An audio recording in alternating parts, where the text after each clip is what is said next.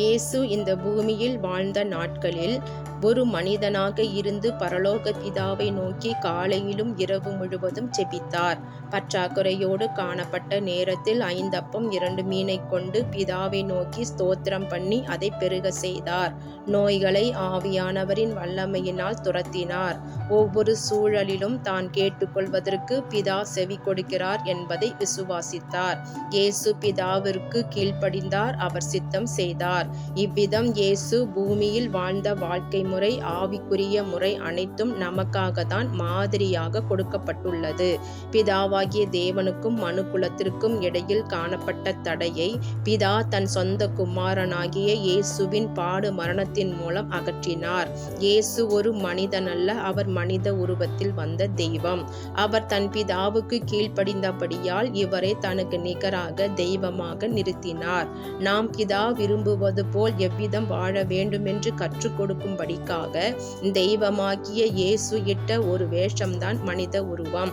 நாம் தேவனே என்று அழைத்தாலும் இயேசுவின் மூலம்தான் அழைக்கிறோம். தேவனிடமிருந்து நாம் எதை பெற விரும்பினாலும் அதன் துவக்கத்திற்கும் முடிவிற்கும் காரணமாக அமைபவர் இயேசு கிறிஸ்துதான். இயேசு இல்லாமல் தேவனை நாம் தேடினால் நாம் நியாயப்பிரமாணத்தில் வாழ்கிறோம்.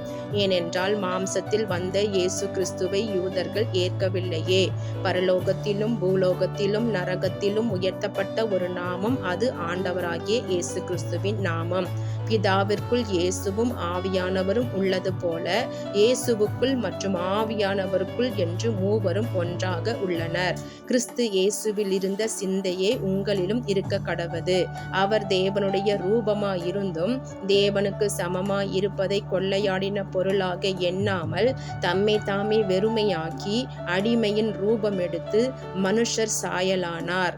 அவர் மனுஷ ரூபமாய் காணப்பட்டு மரண பரியந்தம், அதாவது சிலுவையின் மரண பரியந்தமும் கீழ்ப்படிந்தவராகி தம்மை தாமே தாழ்த்தினார். ஆதலால் தேவன் எல்லாவற்றுக்கும் மேலாக அவரை உயர்த்தி இயேசுவின் நாமத்தில் வானோர் பூதலத்தோர் பூமியின் கீழானோருடைய முழங்கால் யாவும் முடங்கும்படிக்கும் பிதாவாகிய தேவனுக்கு மகிமையாக இயேசு கிறிஸ்து கர்த்தர் என்று நாவுகள் யாவும் அறிக்கை பண்ணும்படிக்கும் எல்லா நாமத்திற்கும் மேலான நாமத்தை அவருக்கு தந்தருளினார்.